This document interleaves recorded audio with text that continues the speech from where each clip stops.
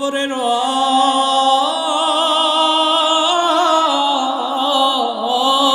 আপনি আমার জাহান্নামে বানায়েন না, আপনি আমারে আজকে জাহান্নামে দিয়েন না গো আল্লাহ। জাহান্নামের আগুন সহ্য করার ক্ষমতা তো আমার না, দুনিয়ার আগুনই সহ্য করতে পারি না গো। জাহান্নামের আগুন কেমনে সইব? ও দুনিয়ার মানুষে আল্লাহকে বলবেন, আল্লাহ একটা বার সুযোগ দেয়, আবারও দুনিয়ায় যায় আমল করে আসবো গো, আমল করে আসবো গো। আল্লাহ কিন্তু সেই দিন কাউকে সুযোগ দিবে না। ও বাবা, আজকেই সময়, আজকেই সুযোগ। এই জন্যই তো সব সময় আমরা বলি, নসিহত করি। আল্লাহর নবী জানান, আমলের যখন ডাক আসবে সাথে সাথে আমলের জন্য দৌড়ায় যাও। আল্লাহ যখন আপনাকে আমাকে একটা আমল করার সুযোগ দিবে, আমলটা যত ছোটই হোক না কেন, হেলাই খেলায় এটাকে বাদ দেওয়া যাবে না। আমলটা যত ছোটই হোক না কেন করতে হবে, গুনাহটা যত ছোটই হোক না কেন ছাড়তে হবে। আমল ছোট হোক করতে হবে, গুনাহ বড় হোক ছোট হোক গুনাহটা ছাড়তে হবে। এখন এই সুযোগ আমলের দিকে দৌড়াইতে, আমলের দিকে দৌড়াইতে, জান্নাতের সামান তৈরি করতে কারা কারা প্রস্তুত আছেন? দুইটা হাত তুলে আপনারা দেখালেন। লিল্লাহি তাকবীর। ওগো রব্বে কাবা, এই যে আপনি আপনার কুদরতি নজর দিয়ে দেখেন, ওই মহিলাদের প্যান্ডেলেও মা বোনেরা হাত উঠাইছে। ওগো রব্বে কাবা, আপনি তো সবই দেখেন। এই লোকগুলো তওবা করতেছে আর নিয়ত করতেছে, আজকে থেকে আমল যে আমলের ডাক আসুক না কেন ছাড়বে না। আমল ছোট হইলেও ছাড়বে না, গুনাহ ছোট হইলেও করবে না। আল্লাহ আপনি আমাদের সবাইরে কবুল করেন, জোরে বলেন আমিন। আমার আল্লাহ তাআলা পবিত্র কোরআনে হাকিমের ভিতরে জানা দেয়, ফি কুলুবিহিম মারাদুন ফাযাদাহুমুল্লাহু মারাদা। আল্লাহ বলেন, আমি মানুষের কলবের ভিতরে একটা রোগ দিয়েছি। রোগ, মানুষের কলবের ভিতরে একটা রোগ হয়। মুফাসসিরে কেরামগণ বলেন, সেই রোগের নাম হচ্ছে নিফাক। এরাদের আশ্রমের মুসলমান, আমি আপনাদেরকে আলোচনাটা বুঝাইয়া বুঝাইয়া সামনের দিকে যাব। মাঝে মাঝে প্রশ্ন করব, আপনারা আলোচনাটা বুঝতেছেন কিনা এটা জানার জন্য। যদি প্রশ্নের জবাব দিতে পারেন তাহলে মাথার ভিতরেও কথাগুলো ঢুকে যাবে। আমার আল্লাহ তাআলা বলেন, ফি কুলুবিহিম মারাদ, মানুষের কলবের ভিতরে একটা রোগ হয়। মুফাসসিরে কেরামগণ বলেন, সেই রোগের নাম হচ্ছে নিফাক। এরা দুনিয়ার মানুষ রে, এবার একটু আপনাদেরকে জিজ্ঞাসা করতে চাই, মুফাসসিরে কেরামগণ রোগের যে নামটা বলেছেন, রোগের নাম হচ্ছে নিফাক। আপনারা একটু জবাব দিয়া জানায় দেন, রোগের নাম কি? আর জোরে বলতে হবে, রোগের নাম কি? এই রোগটা মানুষের কলবের ভিতরে হয়। এদের আশ্রমের মুসলমান, আল্লাহ এই কোরআনটাকে আপনার আমার জন্য নাজিলিত করেছেন শিফা, ঔষধ স্বরূপ হিসাবে। এরে দুনিয়ার মানুষ রে, আমার আল্লাহ পবিত্র কোরআনের ভিতরে আয়াত নাজিল করে জানায় দেয়, ওয়া নুনাজ্জিলু মিনাল কোরআনি মা হুয়া শিফা। আমি এই কোরআনটাকে নাজিল করেছি রে মুমিন, তোদের জন্য ঔষধ স্বরূপ হিসাবে। এরে দুনিয়ার মানুষ, শুধু তাই নয়, তাই নয়, আমার আল্লাহ বলেন, ওয়া রাহমাতুল লিল মুমিনিন। আমি আল্লাহ তাআলা এই কোরআনটাকে মুমিনদের জন্য রহমত হিসাবে নাজিল করেছি। আর ঈমানের পাওয়ার দিয়ে জোরে বলেন না সুবহানাল্লাহ। এ দিরাসমের মুসলমান, একটু দিলের কানটা লাগায় শুনবেন। আমার আল্লাহ বলেছেন, ফি কুলুবিহিম মারাদ, মানুষের কলবের ভিতরে একটা রোগ হয়। এই রোগের নাম হচ্ছে নিফাক। এরে দুনিয়ার মানুষ রে, যার অন্তরের ভিতরে এই নিফাক নামক রোগটা আছে, তারে বলা হয় মুনাফিক। এবার আমি আপনাদেরকে প্রশ্ন করতে চাই, কলবের ভিতরে যে রোগ হয়, রোগের নামটা কি? নেফাক। আর যার অন্তরের ভিতরে নেফাক নামক রোগটা আছে, তারে বলা হয় কি? মুনাফিক। এর আশ্রমের মুসলমান,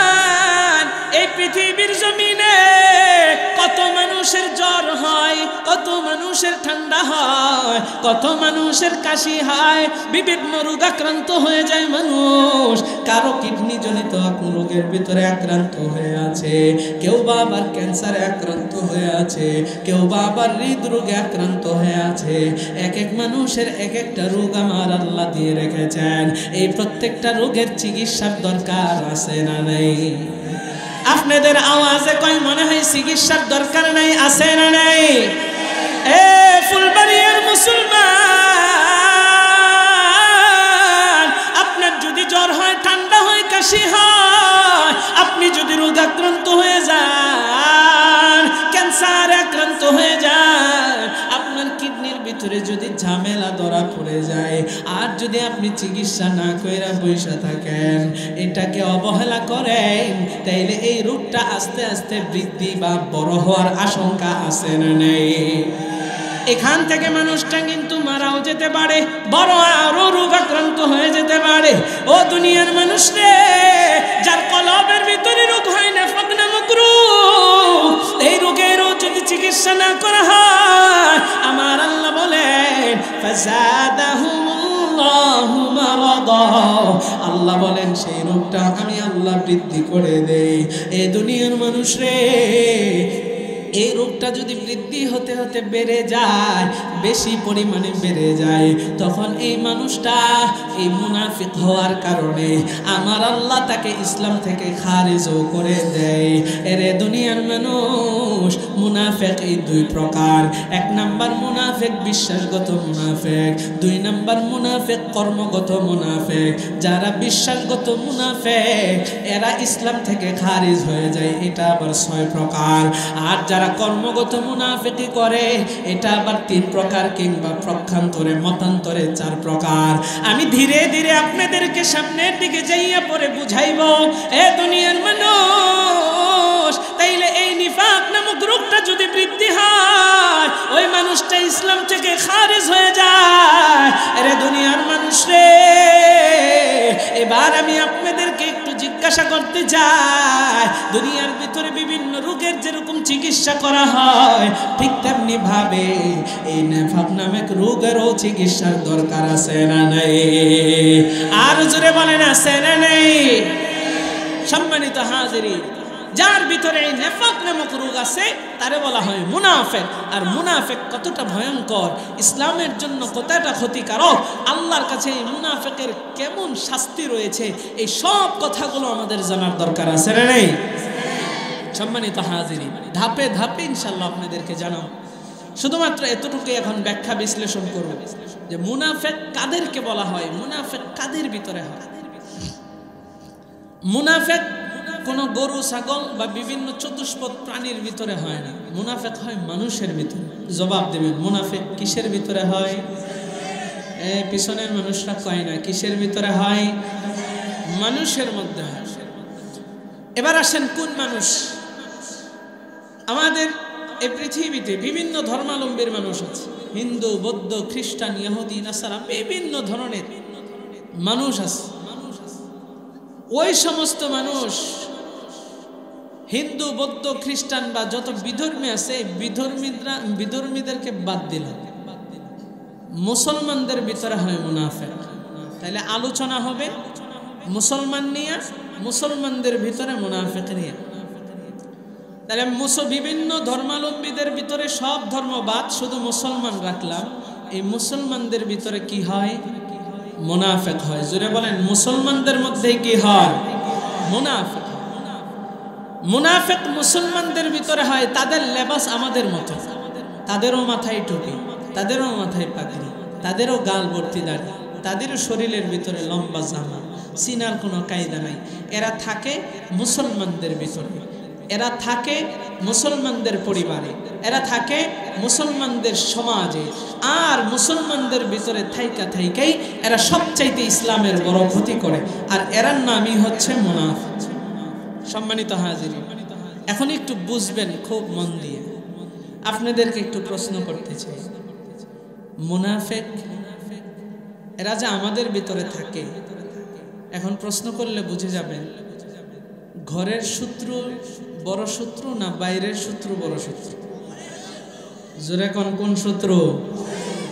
ঘরের শত্রু। মুনাফিক কাফেরের চাইতেও ভয়ঙ্কর। নবী বলেন আল মুনাফিকুনা আশাদ্দু খাত্তা মিনাল কাফিরিন। মুনাফিক কাফেরের চাইতেও ভয়ঙ্কর। কারণ হচ্ছে মুনাফিক আপনার আমার ভিতরেই চলে, কাফেররা বাহিরের শত্রু, ওরা ভিতরগত বিষয় জানে না। আর মুনাফিক মুখে কালিমা পড়েছে ঠিক, কিন্তু আপনার আমার সাথে চলার কারণে আপনার আমার মতো টুপি লাগায়, মুখের ভিতরে আপনার আমার মতো লম্বা দাড়ি, জামাটাও আপনার আমার মতো, আপনার আমার সাথে মসজিদের ভিতরে যাইয়া নামাজ পড়ে। আবার এই সমস্ত মুনাফিকেরাই আপনার আমার ভিতরে তাইকাই, আপনার আমার সাথে চইলেই, আপনার আমারটা খায়াই, ওরা আমাদের ভিতর থেকে আঘাত করতে করতে ইসলামকে ধ্বংসের দ্বার প্রান্তে নিয়ে যায়। মুনাফিক ঘরের শত্রু। নবী কয় আল মুনাফিকুনা আশাদ্দু খাত্তা মিনাল কাফিরিন। কাফেরের চাইতেও মুনাফিক হচ্ছে সবচাইতে বড় ভয়ঙ্কর। এই জন্যই নবী বলেন যে কাফের যতটুকু না ক্ষতি করছে, একটা মুনাফিক তার চাইতে আমার সবচাইতে বেশি ক্ষতি করছে। বর্তমান সমাজের ভিতরেও মুনাফিক আছে না নেই? কেমনে বুঝবেন? একটু উদাহরণ দিয়ে বুঝায় দেই। বাংলাদেশ 95% মুসলমানের দেশ। বাংলাদেশ 95% মুসলমানের দেশ। হিন্দু, বৌদ্ধ, খ্রিস্টান বিভিন্ন ধর্মাবলম্বী আছে, তাইলে কয় পার্সেন্ট? 5%।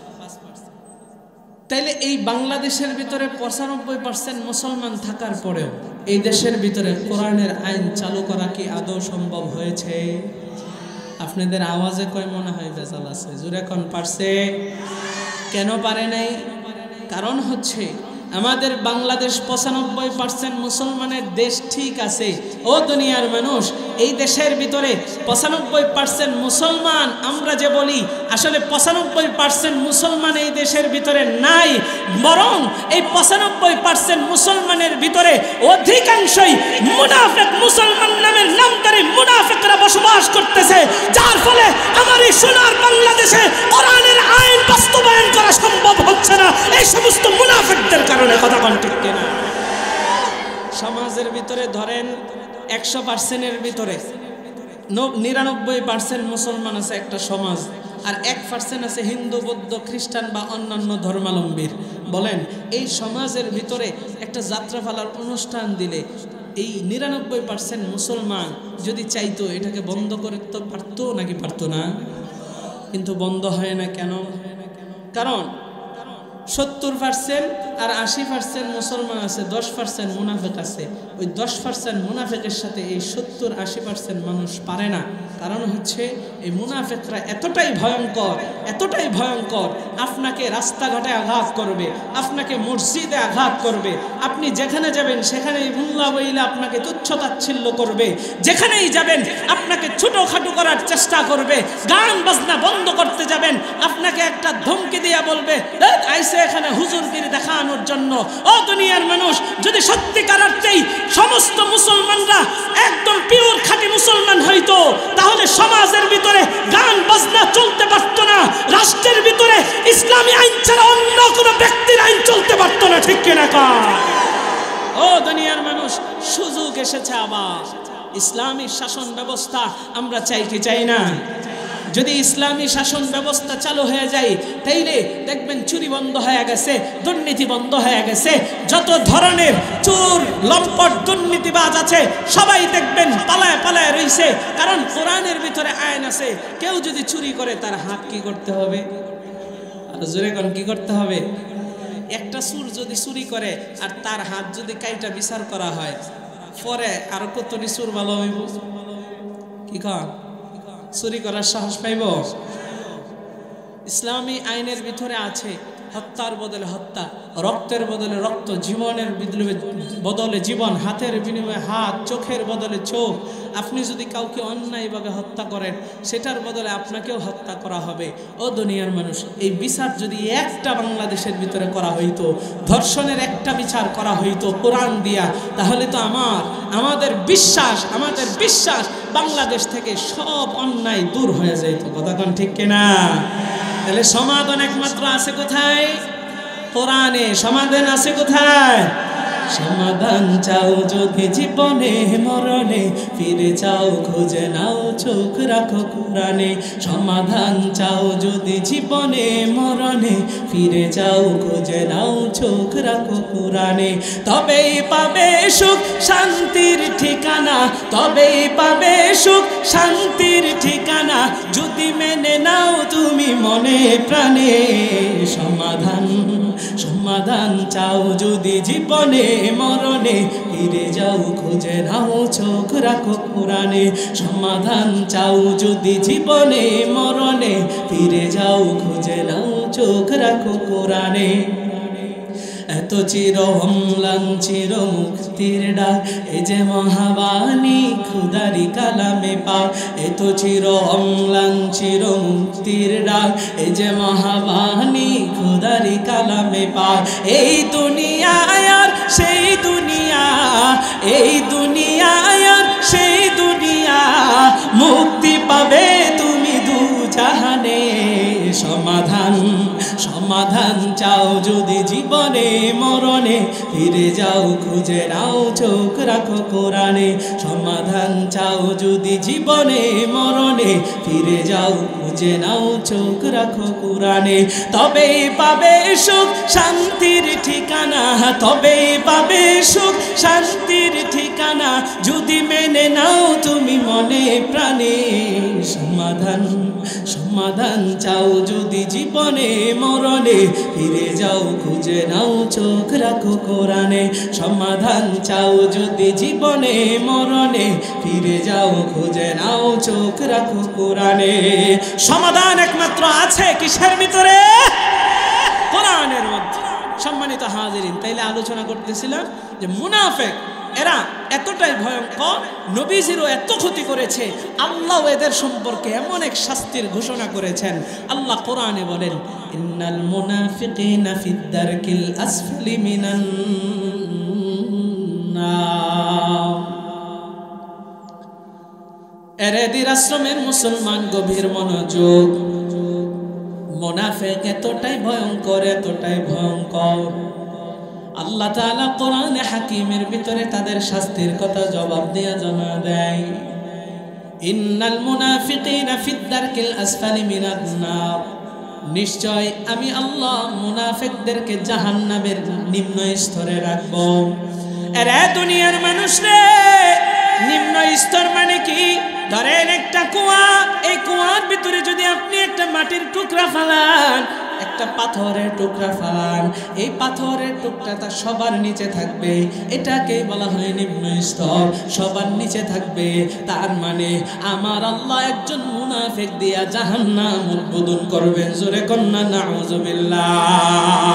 আরে দুনিয়ার মানুষ রে, মুনাফিক কতটা ভয়ঙ্কর, আপনার আমার ভিতরেই কিন্তু মুনাফিক ঘুরতেছে, আপনার আমার ভিতরেই মুনাফিক চলতেছে। এরে দুনিয়ার মানুষ রে, একটু দিলের কানটা লাগায় শুনবেন, আমি আপনাদেরকে কি বুঝাইতে চাই বুঝেন।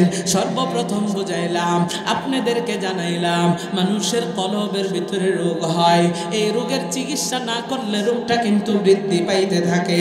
এই রোগটা বৃদ্ধি হইতে হইতে মানুষ ইসলাম থেকে কিন্তু খারেজ হয়ে যায়।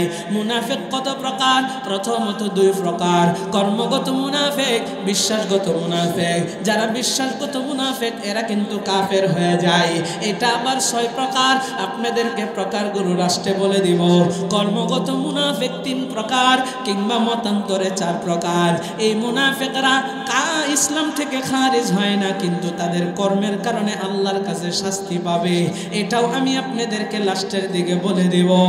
এরপরে আমি আপনাদেরকে হাদিস দিয়ে বুঝাইলাম, এই মুনাফিকরা কাফেরের চাইতেও ভয়ঙ্কর। মুনাফিকের পরিচয় দিতে গিয়ে আপনাদেরকে উদাহরণ দিলাম। এই মুনাফিকদের কারণেই কিন্তু আমার সোনার বাংলাদেশে কোরআনের আইন চালু করা যায় না, কোরআনের শাসন চালু করা যায় না। এখন এই সুযোগ, এই মুনাফিকগুলারা চিহ্নিত কইরা কইরা দূরে হটাইয়া কোরআনের আইন যেন আমার দেশ সোনার বাংলাদেশে চালু হয়। অনেক কিছুই তো আমরা দেখলাম, এবার আমরা কোরআনের আইন দিয়ে শাসন করতে চাই। এরে দুনিয়ার মানুষ রে, এরপরে এখন আপনাদেরকে জানাইতেছি আমার আল্লাহ মুনাফিকদেরকে কি শাস্তি দিবেন। আল্লাহ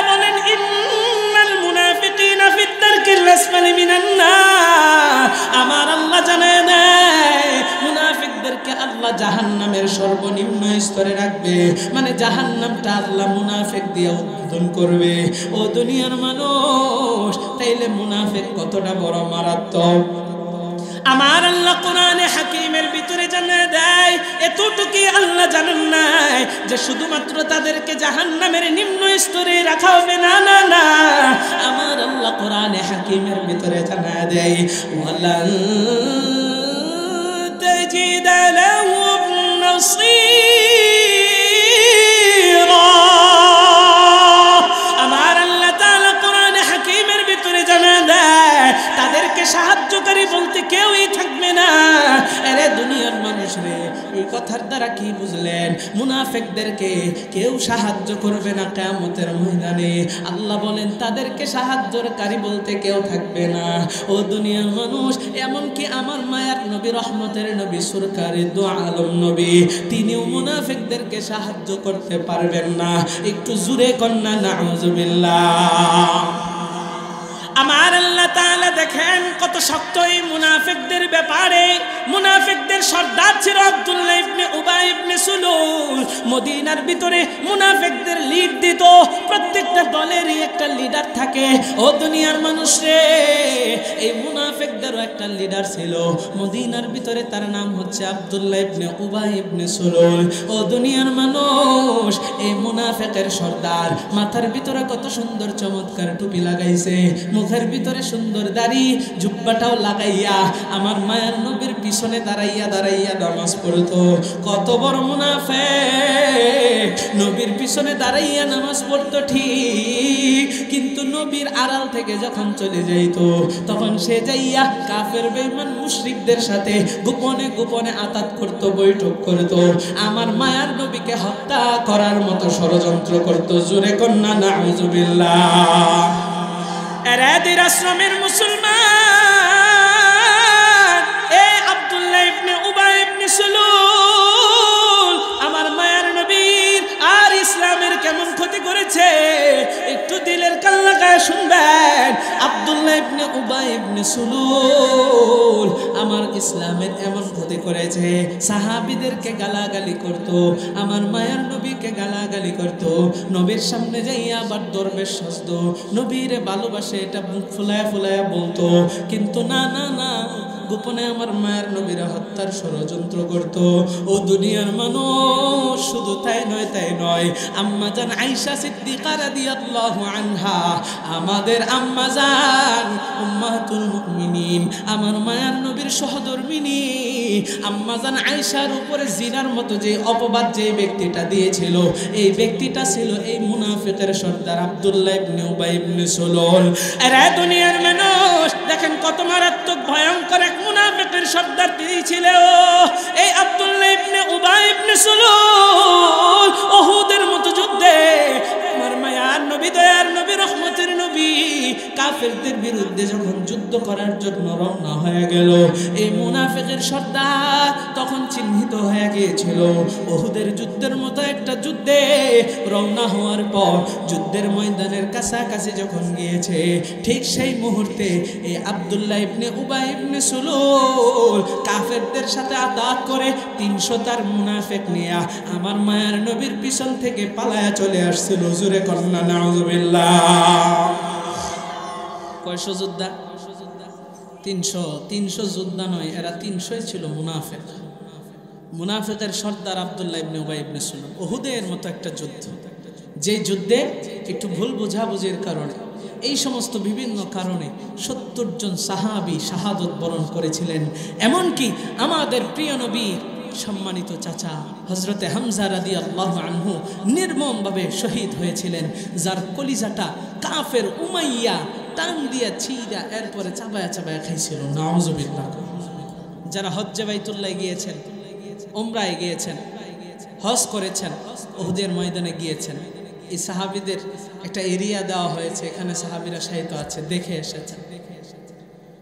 আল্লাহ, এই শুধুমাত্র মুনাফিকদের কারণে 300 যোদ্ধা যখন সে নিয়ে পিছন থেকে 300 মুনাফিক তার অনুসারী নিয়ে চলে আসলো, এই তারা চিহ্নিত হয়ে গেল যারা মুনাফিক। এরা দুনিয়ার মানুষ। তাইলে এই মুনাফিকের সর্দার আব্দুল্লাহ ইবনে উবাই ইবনে সুলুল সহ অন্যান্য মুনাফিকরা আমার মায়ার নবীর সাথে এত এত খারাপ আচরণ করেছে, আম্মা জান আয়েশার উপরে জিনার অপবাদ দিয়েছে, ওদের আশ্রমের মুসলমান শুধু তাই নয় নবীর হত্যার ষড়যন্ত্র করেছে, আমার মায়ার নবীকে কত জায়গায় অপমান করার চেষ্টা করেছে, যুদ্ধের ময়দানে আমার মায়ার নবীকে শহীদ করার জন্য ষড়যন্ত্র করে তার কাফের বাহিনী থেকে পিছন থেকে নিয়ে আসে পালায় আসছে। ও দুনিয়ার মানুষ একটু দিলের কানটা লাগায় শুনবেন, এখান থেকে আরেকটা মেসেজ আমি আপনাদেরকে জানাইতে চাই। যে বিষয়টা বুঝাইতেছিলাম মুনাফিকদের যে ভয়ঙ্কর পরিণতি এবং মুনাফিকেরা যে কত ভয়ঙ্কর হয় সেটা আপনাদেরকে বুঝাইতেছি। এখান থেকে আরেকটা বিষয় জানায় দেই, এই মুনাফিকরা আমার মায়ার নবীকে কষ্ট দিছে নাকি দিছে না? আওয়াজে কয় মনে হয় দেয় নাই, দিছে নাকি দিছে না? কন্যা বেশি, আরে কত বেশি। কিন্তু আমার মায়ার নবী রহমতের নবী, তাদের জন্য দেখেন আমার নবী কি করেছেন, আমার নবী তাদের সাথে কি আচরণ করেছেন। ও দুনিয়ার মানুষ রে, আমার মায়ার নবীর মহত্ব বুঝাইতে যায়া, আমার মায়ার নবীর গুণাবলী বুঝাইতে যায়া, আমার মায়ার নবীর উদারতা বুঝাইতে যায়া, আমার মায়ার নবীর মায়া বুঝাইতে যায় এই কথাগুলো বলবো। আল্লাহর নবী বিশ্ব নবী রহমাতুল লিল আলামিনকে এই আব্দুল্লাহ ইবনে উবাই ইবনে সুলুল এত কষ্ট দেওয়ার পরেও আমার মায়ার নবী তার সাথে কি আচরণ করেছেন দেখেন। আব্দুল্লাহ ইবনে উবাই ইবনে সুলুল মৃত্যু শয্যায় শায়িত, তার মৃত্যু শয্যায় যখন শায়িত হয়ে গেছে, আব্দুল্লাহ ইবনে উবাই ইবনে সুলুলের মুখ দিয়া কালিমা বের হয় না, কষ্ট হইতেছে, প্রচুর কষ্ট। ও দুনিয়ার মানুষ রে, আব্দুল্লাহ ইবনে উবাই ইবনে সুলুলের সন্তান ছিল যার নাম আব্দুল্লাহ রাদিয়াল্লাহু আনহু। তিনি একজন মায়ার নবীর সাহাবী ছিলেন। মায়ার নবী আব্দুল্লাহকে বড় ভালোবাসতেন। ও দুনিয়ার মানুষ, বাবা যত খারাপই হোক, বাবার কষ্ট দেখলে সন্তানের কষ্ট হয় কি হয় না? আব্দুল্লাহ রাদিয়াল্লাহু আনহু তার বাবা আব্দুল্লাহ ইবনে উবাই ইবনে সুলুলের মৃত্যু শয্যায় শায়িত হয়ে কষ্ট দেখিয়া আব্দুল্লাহ রাদিয়াল্লাহু আনহু আর সইতে পারে না, দৌড়াইয়া একবার সামনের দিকে যায় আর একবার পিছনের দিকে চলে আসে, যে যাই নবীর কাছে একটু যাইয়া আমার বাবার জন্য একটু নবীর কাছ থেকে কিছু নিয়ে আসি, যে জিনিসটা খাইলে আমার মায়ের নবী যদি দোয়া করে, এই দোয়ার বরকতে হলেও আমার বাবা যেন একটু মৃত্যুর এই কষ্টটা কম হয়, যন্ত্রণাটা যেন একটু লাঘব হয়ে যায়। এই চিন্তা কইরা আব্দুল্লাহ রাদিয়াল্লাহু আনহু একটু পা সামনে বাড়ায়, আবার চিন্তা করে, আহারে আমার বাবা মায়ের নবীরে কত কষ্ট দিছে, আম্মা জানের উপরে জিনার ট্যাগ লাগাইছে, আমার মায়ের নবীর সাহাবীদেরকে গালাগালি করছে, ইসলামের কত ক্ষতি করছে আমার বাবা, আমি নবীর সামনে কোন মুখটা নিয়ে দাঁড়াইব। এটা চিন্তা কইরা একবার সামনে যায় আবার পিছনের দিকে আসে। ও দুনিয়ার মানুষ রে, একটু দিলের কান লাগায় শুনবেন আর বুঝবেন। কিন্তু বাবার কষ্ট সন্তান সইতে পারে না। মুনাফিকের একটা সন্তান আব্দুল্লাহ রাদিয়াল্লাহু আনহু বাবার কষ্ট দেখা সইতে পারে না। আমাদের দেশে কত কুলাঙ্গার সন্তান, বাবার কষ্ট তো দূরের কথা, নিজের স্ত্রীর জন্য, নিজের বুঝটা একটু ভালো বোঝার জন্য মা বাবারে পর্যন্ত ডিল্লা মায়েরা ফালা দেয়, মা বাবারে পর্যন্ত বৃদ্ধাশ্রমে ফালা দেয়। ও কপাল পুরা সন্তান, মা বাবা যেই দিন থাকবে না সেই দিন বুঝবে মা বাবার কোন যন্ত্রণা কত, মা বাবার মর্যাদা কত। মা বাবা যেই দিন থাকবে না সেই দিন বুঝবি মা বাবা কি জিনিস ছিল। আজকে মা বাবারে কেমন কইরা কষ্ট দাও, মা বাবারে কেমন কইরা ভাত না দিয়ে আজকে তুমি ভাত খাও। রে দুনিয়ার মানুষ রে,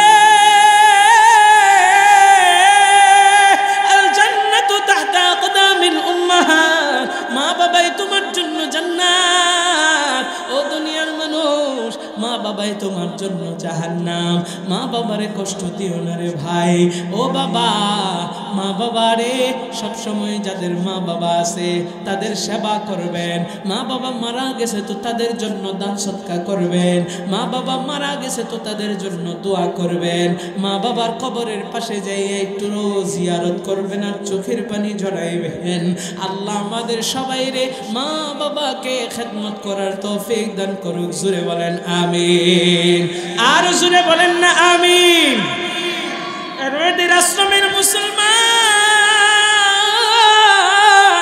আল্লাহর নবীর সাহাবী মুনাফিকের সর্দারের সন্তান আব্দুল্লাহ রাদিয়াল্লাহু আনহু এবার তিনি দৌড়াইয়া আর পিছনের দিকে না যাইয়া আমার মায়ার নবীর কাছে দৌড়াইয়া চলে গেলেন। ও দুনিয়ার মানুষ রে, আমার মায়ার নবীর সামনে যাইয়া কাঁপতেছে। নবী আমার আব্দুল্লাহকে দেখা মুচকি একটা হাসি দিয়া সামনের দিকে ডাইকা আনছে। রে আব্দুল্লাহ, কেন তুমি কান্দো? কেন তুমি কাঁপতেছো? বলে নবী গো, আমি ভয়ে কাঁপতেছি না জানি আপনি আমার কথাটা শোনার পরে আমারে ধমক দেন, আমারে না জানি আপনি তাড়াইয়া দেন। আমার মায়ার নবী, দয়ার নবী, রহমতের নবী আব্দুল্লাহকে ডাক দিয়া কই, রে আব্দুল্লাহ, না না না,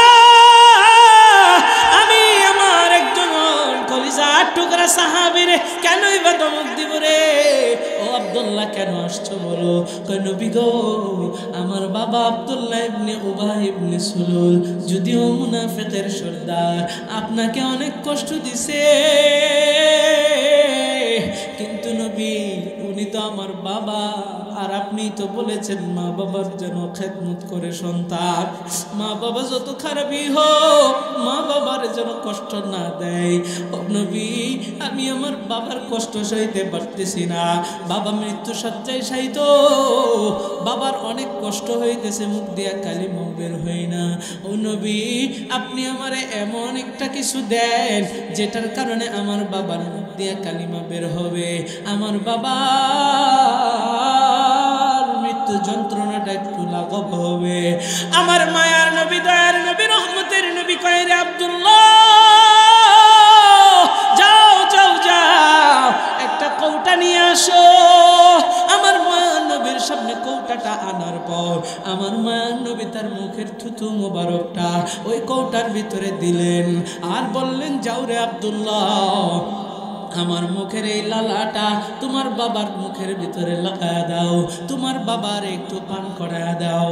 আল্লাহ চাহে তো তোমার বাবার জবান দিয়ে আল্লাহ কালিমা বের করে দিবে। আর জোরে কন্যা সুবহানাল্লাহ।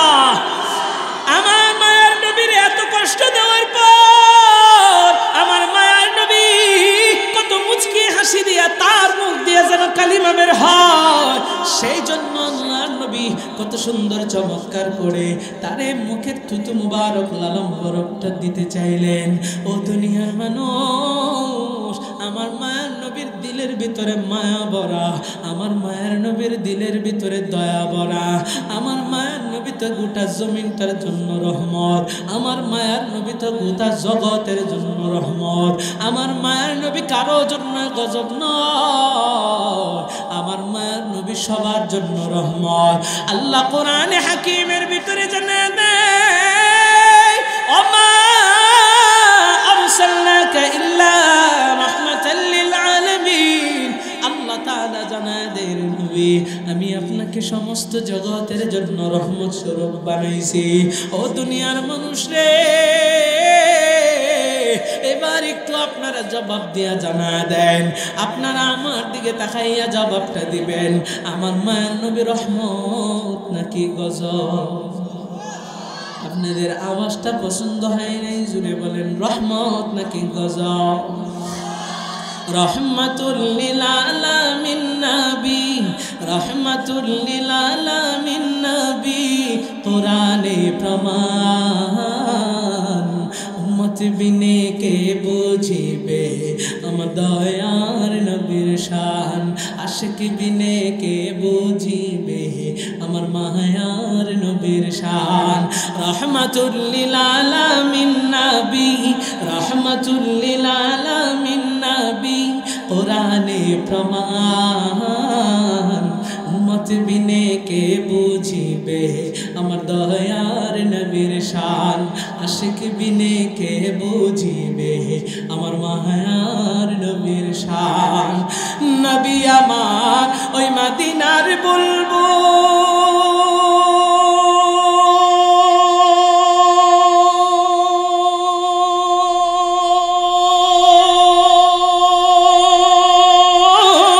আমার আল্লাহ ভালোবাসা নামটি দিলেন হাবিবে রাসূল। আল্লাহু আকবার। নবী আমার ওই মদিনার বুলবুল, আমার আল্লাহ ভালোবাসা নামটি দিলেন হাবিবে রাসূল। ওই নবীকে ভুল বুঝিলে, ওই নবীকে না মানিলে থাকবে না ঈমান। উম্মত বিনে কে বুঝিবে আমার দয়ার নবীর শান, আশিক বিনে কে বুঝিবে আমার মায়ার নবীর শান। রহমাতুল লিল আলামিন নবী, রহমাতুল লিল আলামিন নবী, কোরআনে প্রমাণ। উম্মত বিনে কে বুঝিবে আমার দয়ার নবীর শান, আশিক বিনে কে বুঝিবে আমার মায়ার নবীর শান। একটু জোরে বলেন না আল্লাহু আকবার, আর জোরে বলেন না আল্লাহু আকবার। এ দিরাশ্রমের মুসলমান, আমার মায়ার নবী হযরত আব্দুল্লাহ রাদিয়াল্লাহু আনহুকে ডিব্বার ভিতরে থুতু মুবারকটা দিয়া দিলেন। আব্দুল্লাহ রাদিয়াল্লাহু আনহু এই ডিব্বাটা নিয়ে বাবার সামনে গেলেন। বাবারে ডাক দিয়া বলে, বাবা তুমি একটু এই ডিব্বা থেকে পানিটা পান করো। আব্দুল্লাহ রাদিয়াল্লাহু আনহুকে মুনাফিকের সর্দার ডাক দিয়া বলে, ও আব্দুল্লাহ তুমি এটা কি আনছো, কি আনছো? বলে, আমার মায়ের নবীর থুতু মুবারকটা তোমার জন্য এনেছি, এটা পান করলে তোমার জবান দিয়া কালিমাটা বের হয়ে যাবে, তোমার মৃত্যুর যন্ত্রণাটা অনেকটা লাঘব হবে। এরা দুনিয়ার মানুষ এই মুনাফিকের সর্দার আব্দুল্লাহ ইবনে উবাই ইবনে সুলুল কত বড় বেয়াদব দেখে। আমার মায়ার নবী দয়ার নবীর থুতু মুবারকের কথা যখন শুনছে, সাথে সাথে এই ডিব্বাটারে এইভাবে একটা হাত দিয়া বাড়ি মাইরা ফালায়া দিছে। জুরে কন্যা নাউজুবিল্লাহ। আরে দুনিয়ার মানুষ, আমি কথা সংক্ষেপ করে দিয়ে সামনের দিকে চলে যাচ্ছি। আমার মায়ার নবী দয়ার নবী রহমতের নবী হযরত আব্দুল্লাহ রাদিয়াল্লাহু আনহুকে এই থুতুটা দিলেন তার বাবার জন্য, কিন্তু বাবা এইভাবে যখন ফালায়া দিয়েছে, নবী আমার এই বিষয়টা কেউ মাথার ভিতরে নেন নাই। ও দুনিয়ার মানুষ, এই মুনাফিকের সর্দার দুনিয়া থেকে বিদায় নিয়ে চলে গেছে। এবার এই মুনাফিকের সর্দার জানাজা হবে। আব্দুল্লাহ রাদিয়াল্লাহু আনহু চোখের পানিগুলো ছড়াইয়া জড়াইয়া দৌড়াইয়া দৌড়াইয়া আবার নবীর কাছে আসছে। ডাক দিয়া কয়, ইয়া রাসূলুল্লাহ, ইয়া হাবিবাল্লাহ, ও আমার প্রাণের নবী গো, আমার বাবা তো দুনিয়া থেকে বিদায় নিয়ে চলে গেছে। নবী, আমার বাবা তো জাহান্নামে হয়ে গেছে, কালিমা মুখ দিয়া বের হয় নাই। ও নবী, আপনি যদি আমার বাবার জানাজাটা পড়াইতেন তাইলে বুঝি আমার বাবার একটু লাঘব হইতো, আমার বাবার একটু আল্লাহ ক্ষমা করতো। আমার মায়ার নবী দয়ার নবী রহমতের নবী হযরত আব্দুল্লাহর ডাক দিয়া কয়, রে আব্দুল্লাহ, এইভাবে রিকোয়েস্ট করার প্রয়োজন নাই, আমি তোমার বাবার জানাজা পড়াইব। ও আব্দুল্লাহ শুনিয়া লও, এই যে আমি আমার জুব্বা মুবারকটা খুলে দিলাম, যাও যাও যাও, আমার এই জুব্বা মুবারকটা দিয়া তোমার বাবার কাফন হিসাবে বানায় নাও। জোরে কন্যা সুবহানাল্লাহ। নবী আমার নিজের জুব্বাটা খুইলা এই আব্দুল্লাহ রাদিয়াল্লাহু আনহুকে দিলেন, যাতে মুনাফিকের সর্দার যে নবীর এত ক্ষতি করছে, ইসলামের ক্ষতি করছে, তাকে তার কাফন হিসাবে ব্যবহার করতে পারে, এই জন্য দিয়ে দেয়। তো হযরতে আব্দুল্লাহ রাদিয়াল্লাহু আনহু তিনি এই জুব্বাটা নিয়ে গেলেন, যা কাফনের কাপড় বানায় বাবার শরীরের ভিতরে পরে, ব্যাস সব রেডি। এবার মানুষ আস্তে আস্তে আসতেছে জানাজা পড়ার জন্য। তো নবীজিকে বলেছে আপনি জানাজা পড়াই। নবীজিও গ্রহণ করছে, ঠিক আছে যাও, আমি জানাজা পড়াবো। তো এবার সাহাবীরা, ছোট ছোট সাহাবী যারা, ওই সাহাবীরা আসতেছে জানাজার নামাজ পড়বে। ঘোষণা হলো নবী পড়াবে। হযরতে আবু বকর, ওসমান, আলী, এরপরে হযরতে ওমর। হযরতে ওমরের ব্যাপারে বলা হয়েছে যে ওমর বিশ্বাস করতেছে যে ব্যক্তিটা নবীর এত ক্ষতি করছে, ইসলামের এত ক্ষতি করছে, সাহাবীদেরকে প্রকাশ্যে গালি দিছে, এই ব্যক্তির জানাজা নবী কেমনে পড়বে? ওমর বিশ্বাস করে না। ওমর রাদিয়াল্লাহু আনহু ঘরের বাইরে দাঁড়ায় আছে, দেখি নবী যায় কেন। হঠাৎ করে দেখে আল্লাহ রসুল ঘর থেকে জানাজার উদ্দেশ্যে বের হইতেছে। একটু জোরে বলেন না আল্লাহু আকবার। আরে দুনিয়ার মানুষ গভীর মনোযোগ। আমার আল্লাহ তাআলা কোরআনে হাকিমের ভিতরে পরবর্তীতে নির্দেশনা দিয়েছেন, ও দুনিয়ার মানুষ, আল্লাহর নবী সরকারে দো আলম নবী ওই মুনাফিকের সর্দারের জানাজা পড়ানোর জন্য যাচ্ছেন।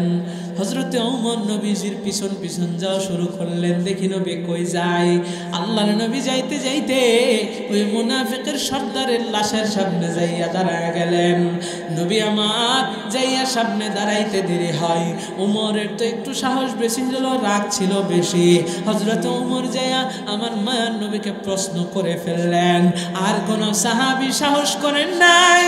হযরতে ওমর আমার মায়ার নবীকে প্রশ্ন করলেন, ইয়া রাসূলুল্লাহ, ইয়া হাবিবাল্লাহ, ও নবী, যেই ব্যক্তিটা ইসলামের এত ক্ষতি করেছে, আমাদের এত ক্ষতি করেছে, আম্মা জানের উপরে জিনার মতো অপবাদ দিছে, ও নবী,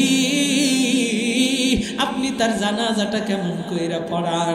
নবী আমার ডাক দিয়া কইরে, ওমর, আমার একটা উম্মত জাহান্নামে চইলা যাক এটা আমি চাই না। সে যতই খারাপ হোক, আমি তার জানাজাটা পড়াইলে যদি তাকে আল্লাহ মাফ করে তাইলে তো আমার কোনো সমস্যা নাই।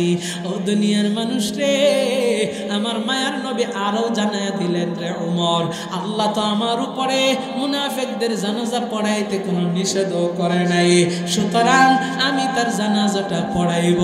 এবার আমার মায়ার নবী তার জানাজাটা পড়াইলেন, আল্লাহর কাছে দোয়া করলেন, আল্লাহ, এই মুনাফিকের সর্দার আব্দুল্লাহ ইবনে উবাই ইবনে সুলুল, আল্লাহ তুমি তারে মাফ করিয়া দাও।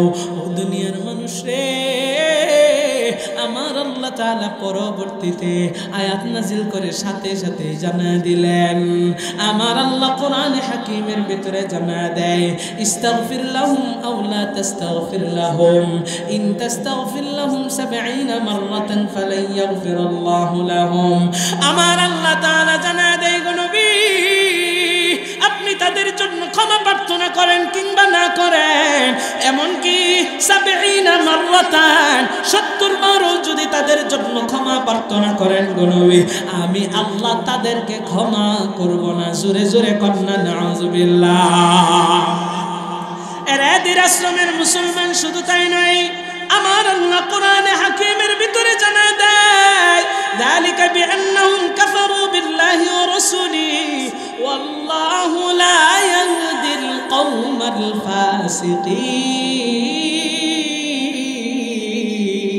ফাসিকিন।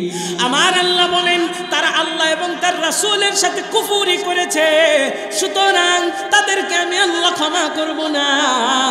ও নবী, শুধু তাই নয়, আল্লাহ বলেন, আল্লাহু লা ইয়াহদিল কওমাল ফাসিকিন, যারা ফাসিক এদের হেদায়েত নাই, এরা ধ্বংস। নবী তাদের জন্য দোয়া করলেও আল্লাহ কবুল করবে না।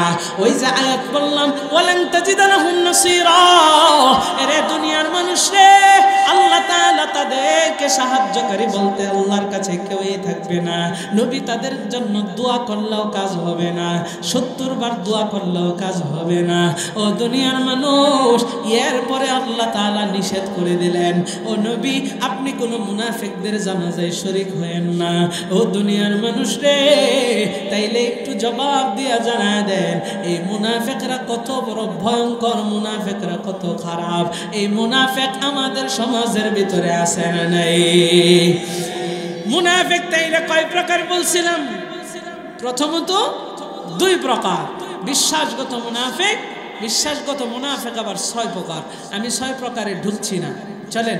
কর্মগত মুনাফিক আবার 3 প্রকার, মতান্তরে 4 প্রকার, ধরেন না 3 প্রকারই ধরলাম। তাইলে এই কর্মগত মুনাফিক যারা কর্মের ভিতরে মুনাফিকি রাখে, এদেরও শাস্তি ওই যে জাহান্নামের নিম্ন স্তর। আর যারা বিশ্বাসগত মুনাফিকের বিষয়টা, এটা আল্লাহ রাসূলকে অস্বীকার করা, মুখে স্বীকার করা, অন্তরে কুফরি রাখা, আরও বিভিন্ন ধরনের 6টা আছে। আমি এগুলো ব্যাখ্যা করে করে সামনে গেলে অনেক সময় লাগবে, তাইলে আমি কর্মগত মুনাফিকের কয়েকটা জানায় দিই। 1 নম্বরে আমানতের খেয়ানত করা। কি করা? জোরে কন্যা, কি করা? আমানতের খেয়ানত করা। আমানতের খেয়ানত করা আমাদের দেশে আছে না নেই? আমানতের খেয়ানত করে। আমানত কিসের কিসের হতে পারে? কোরআনের আমানত হতে পারে, বুঝলেন?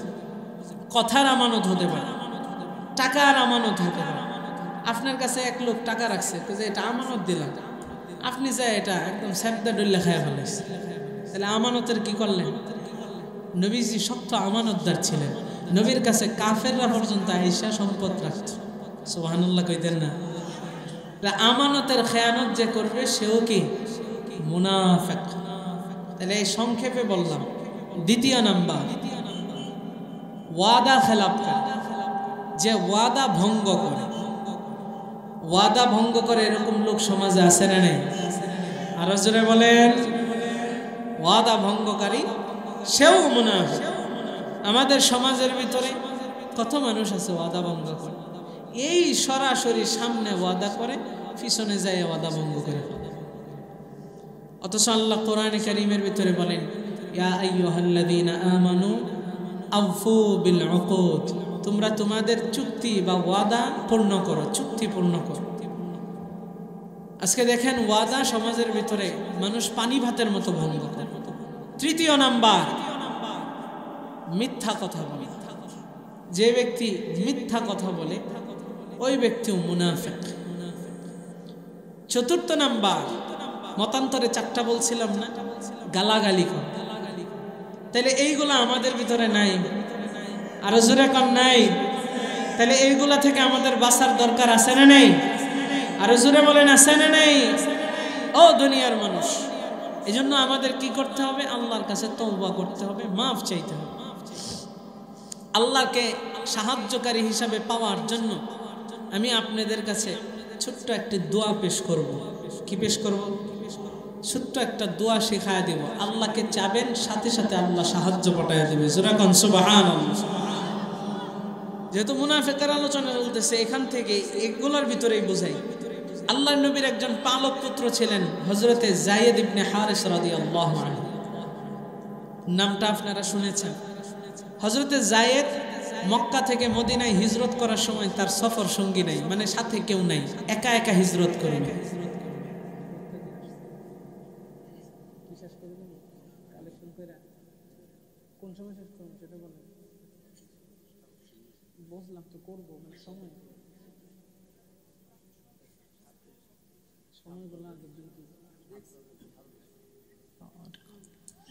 সম্মানিত হাজিরিন, তাহলে কি বলতেছি?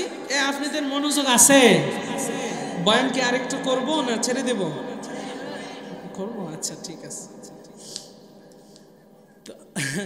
তো হযরতে যায়েদ ইবনে হারিস রাদিয়াল্লাহু আনহু নবীজির পালক পুত্র ছিলেন। হযরতে যায়েদ সে রওনা হলেন। তো হিজরত এটা যখন তারা করেছে, তখন কেউ কারোর জন্য অপেক্ষা করে নাই। নবী বলছেন, এখন হিজরত তোমাদের উপরে ফরজ, হিজরত করো। যে সময় পেয়েছে সাথে সাথে হিজরত করে ফেলছে, কেউ কারোর জন্য অপেক্ষা করে না।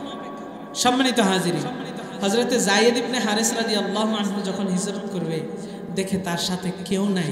একা একা হিজরত করতেও ভয় লাগে, কারণ এক দিক দিয়ে কাফেররা আর এক দিক দিয়ে মুনাফিকরা, আছে না নেই? ভয়। মনোযোগ কি আমার দিকে আছে, ওদিকে কি? এদিক তাকান। তখন তো আমিও ওদিকে তাকায় থাকবো। হযরতে যায়েদ রওনা হলেন মদিনার উদ্দেশ্যে। রাস্তার ভিতরে হঠাৎ করে দেখে একজন সুন্দর সাবদারিওয়ালা বিশাল লম্বা এক জামা লাগানো এক লোক তার সামনে তারে সালাম দিছে। তো সালাম যেহেতু দিছে তাহলে তো হ্যাঁ মুসলমান। যায়েদ রাদিয়াল্লাহু আনহু বললেন, আপনি কে? আমিও তো তোমার এক সাথী ভাই, আমিও মুসলমান, আমিও নবীর উপরে আল্লাহর উপরে কালিমা পড়ে ঈমান এনেছি, আমিও হিজরত করার জন্য বের হয়েছি, কোনো সফর সাথী পাইতেছি না, তোমারে যেহেতু পাইছি, তোমারে আমি চিনছি, তোমার সাথে আমি সফর সঙ্গী হিসাবে যাইতে চাই, তুমি কি আমারে নিবা? হযরত যায়েদ বললেন, মুসলমান সাথী ভাই একই, দুজন একই পথের পথিক, আপনিও হিজরত করবেন আমিও হিজরত করব, চলেন দুইজন একসাথে যাই। জোরে কন্না সুবহানাল্লাহ। এবার হযরতে যায়েদ রাদিয়াল্লাহু আনহু রওনা হয়ে গেলেন। এরাদির আশ্রমের মুসলমান গভীর মনোযোগ। আল্লাহর নবী বিশ্ব নবী রাহমাতুল লিল আলামিনের পালক পুত্র হযরতে যায়েদ তিনি রওনা হওয়ার পর পথের ভিতরে দাড়িওয়ালা লম্বা জুব্বাওয়ালা লোকটাকে সফর সঙ্গী হিসেবে নিলেন। আল্লাহর নবীর এই পালক পুত্র হযরতে যায়েদ সামনের দিকে যায়। তিনি জানতেন না এটা কি অরিজিনালি মুসলমান নাকি অন্য কিছু। ও দুনিয়ার মানুষে, হযরতে যায়েদের সফর সঙ্গী যে হয়েছে এই ব্যক্তিটা আসলে মুসলমান ছিল না, সে ছিল একজন মুনাফিক। আর তার অন্তরের ভিতরে একটাই নিয়ত ছিল, এই যায়েদকে আমি হত্যা করব। জোরে কন্না নাউজুবিল্লাহ। এবার সেই মুনাফিক ব্যক্তিটা যায়েদকে নিয়ে সঙ্গে চলতে লাগলেন। এদির আশ্রমের মুসলমান সামনের দিকে যতই যায়, হযরতে যায়েদ ওই মুনাফিক ব্যক্তিটাকে তো মুসলমান বন্ধু হিসাবেই ভেবেছে। হযরতে যায়েদ বলে, ভাই আমার তো বড় ক্লান্তি লাগতেছে, আমি একটু বিশ্রাম করতে চাই, চলেন না এখানে কোনো একটা জায়গায় বিশ্রাম করি। ও দুনিয়ার মানুষ রে, ওই ব্যক্তিটা ডাক দেয়া বলে, রে যায়েদ এখানে আমরা বিশ্রাম করব না, আরো সামনে করব। এটা বইলা যায়েদ রে আর বিশ্রাম করতে দেয় না, আরো সামনের দিকে যাই।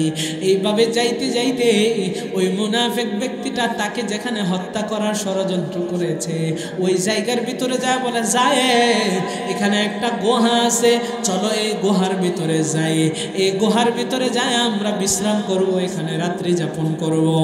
হযরতে যায়েদ নিশ্চিন্ত মনে ওই গুহার ভিতরে এই ব্যক্তিটাকে নিয়ে যায়। হযরতে যায়েদের শরীরটা বড় ক্লান্ত। হযরতে যায়েদ ওই গুহার ভিতরে যাইয়া তিনি আর বসে থাকতে পারলেন না। শরীরটা ক্লান্ত থাকার কারণে পিঠটা জমিনের সাথে লাগাইয়া হেলান দিয়া সাথে সাথে ঘুমের ঘরে চলে যায়।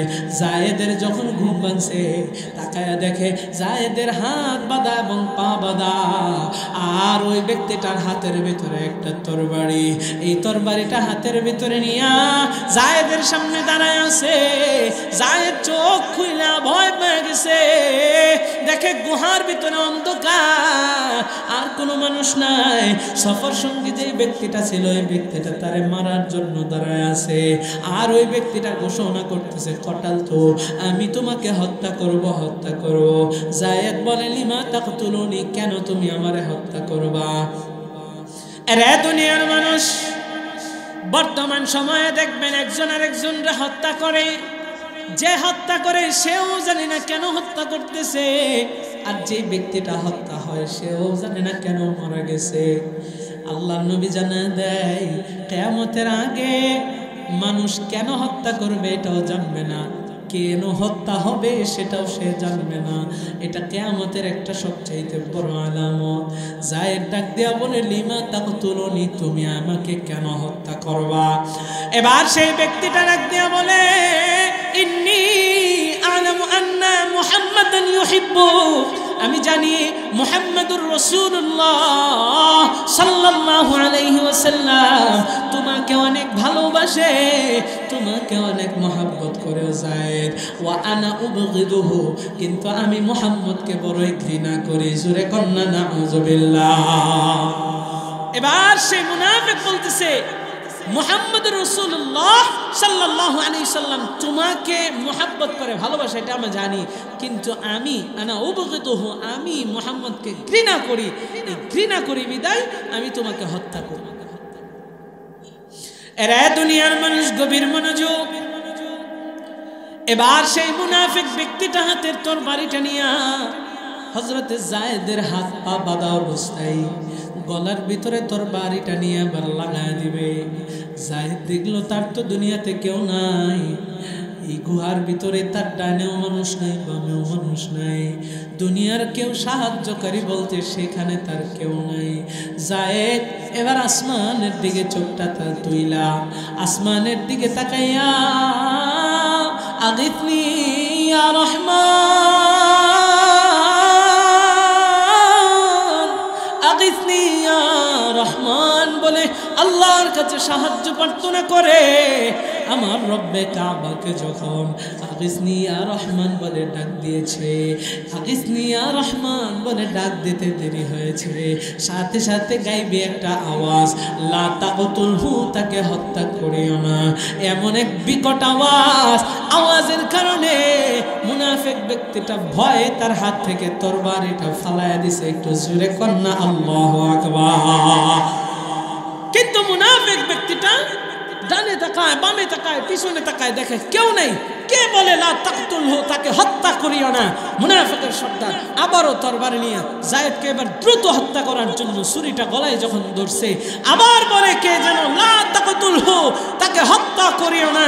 ও দুনিয়ার মানুষ, এবারও মুনাফিকের সর্দার ডানে তাকায়, বামে তাকায়, পিছনে তাকায়, কেউ নেই, কেউ নেই। তৃতীয়বারের মতো আবারও মুনাফিকের এই ব্যক্তিটা, মুনাফিক ব্যক্তিটা হযরতে যায়েদের গলায় তরবারি এবার চালায়া দিবে। যায়েদ বলে আগিসনি ইয়া রহমান,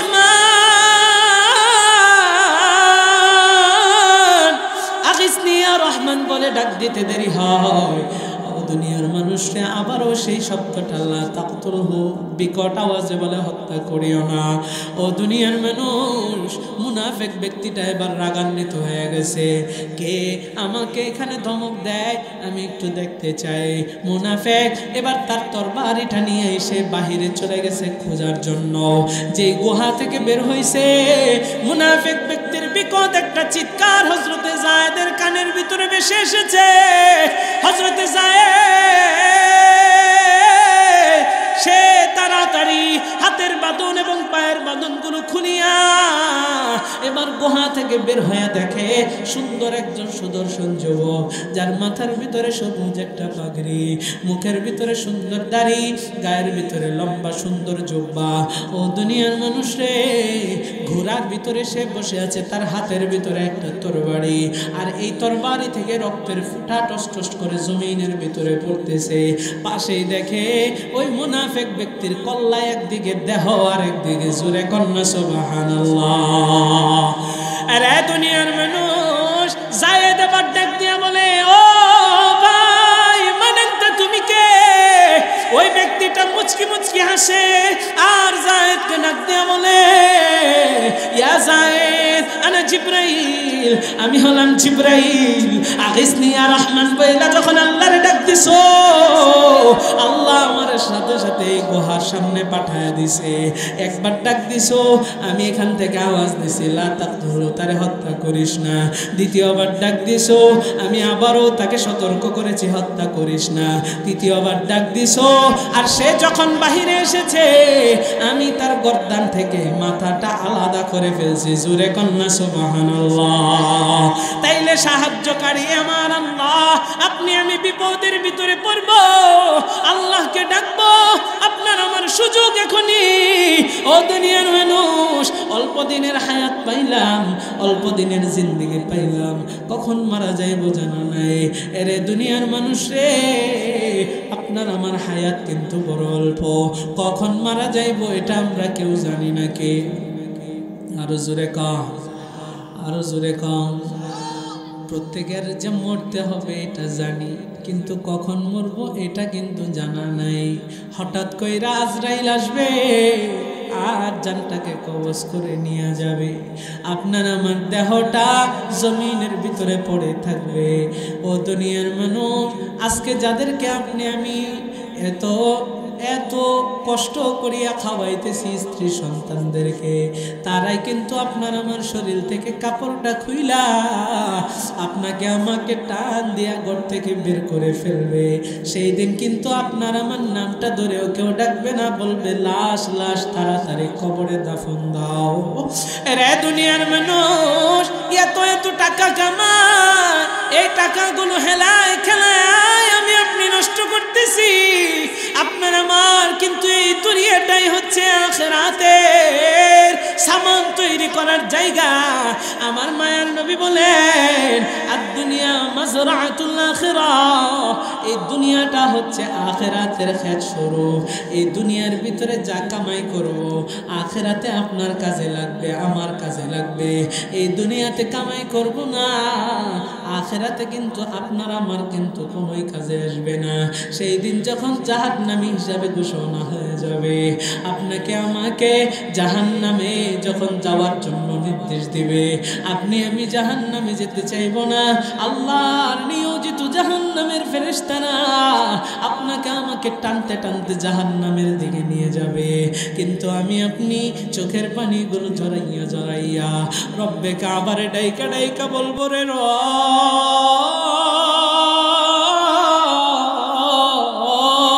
আপনি আমার জাহান্নামে বানান না, আপনি আমারে আজকে জাহান্নামে দিয়েন না গো আল্লাহ। জাহান্নামের আগুন সহ্য করার ক্ষমতা তো আমার না, দুনিয়ার আগুনে সহ্য করতে পারি না গো। জাহান্নামের আগুন কেমনে সইব? ও দুনিয়ার মানুষে, আল্লাহকে বলবেন আল্লাহ একটা বার সুযোগ দেয়, আবারও দুনিয়ায় যায় আমল করে আসবো গৌরব, আমল করে আসবো গৌরব। আল্লাহ কিন্তু সেই দিন কাউকে সুযোগ দিবে না। ও বাবা, আজকেই সময়, আজকেই সুযোগ। এই জন্যই তো সব সময় আমরা বলি, নসিহত করি। আল্লাহর নবী জানান, আমলের যখন ডাক আসবে সাথে সাথে আমলের জন্য দৌড়ায় যাও। আল্লাহ যখন আপনাকে আমাকে একটা আমল করার সুযোগ দিবে, আমলটা যত ছোটই হোক না কেন, হেলাই খেলায় এটাকে বাদ দেওয়া যাবে না। আমলটা যত ছোটই হোক না কেন করতে হবে, গুনাহটা যত ছোটই হোক না কেন ছাড়তে হবে। আমল ছোট হোক করতে হবে, আমল গুনাহ বড় হোক ছোট হোক গুনাহটা ছাড়তে হবে। এখন এই সুযোগ আমলের দিকে দৌড়াইতে, আমলের দিকে দৌড়াইতে, জান্নাতের সামান তৈরি করতে কারা কারা প্রস্তুত আছেন? দুইটা হাত তুলে আল্লাহর দিকে লিল্লাহি তাকবীর। ওগো রব্বে কাবা, এই যে আপনি আপনার কুদরতি নজর দিয়ে দেখেন, ওই মহিলাদের প্যান্ডেলেও মা বোনেরা হাত উঠাইছে। ওগো রব্বে কাবা, আপনি তো সবই দেখেন। এই লোকগুলো তওবা করতেছে আর নিয়ত করতেছে, আজকে থেকে আমল যা যে আমলের ডাক আসুক না কেন ছাড়বে না। আমল ছোট হইলেও ছাড়বে না, গুনাহ ছোট হইলেও করবে না। আল্লাহ আপনি আমাদের সবাইরে কবুল করেন, জোরে বলেন আমিন।